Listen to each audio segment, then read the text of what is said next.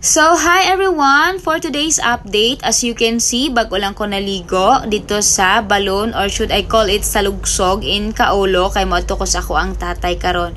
So, fast forward, inani ang dalan padulong sa balay sa ko ang tatay. My God!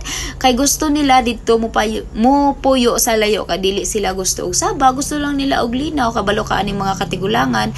And of course, kauban ako ang duha ka ero. Musaka muna og perminti jud ako na sila kauban.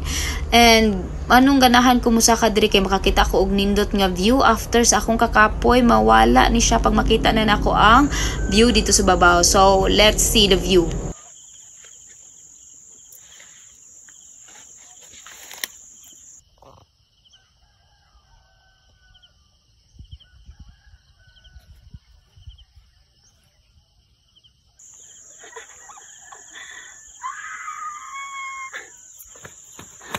O, di ba, bongga, hapon pa gani na, and of course, mas nindot yun na siya pag morning, and after ana, nag-istorya na mi about sa amo ang life, and syempre, dili jud mawala ang coffee, syempre, kay every time, mo ato kadiri sa bukid, ang igasa jud nila sa inyo ha guys, kape, maura jud na, every time, bisan asa ka mato diri sa bukid, bisag bago lang ka nangape, ang dahon na pong kagkape, that how generous Kaulo is, So, after na ako mag-coffee, na-realize na ako nga, naad ay mugbo nga butunganan diri sa ako ang tatay. So, namutong ko kay dito sa ubos, akong lula, ang mga lubi dito, perting tag-asa, mahadlok ka manugo nga, magpakatkat kay tag-as kaayo, especially wala to akong igagaw nga, kusog kay mo katkat og butong. So, mao to, diri na lang ko nang ila tatay, kay daghag mubo nga butong.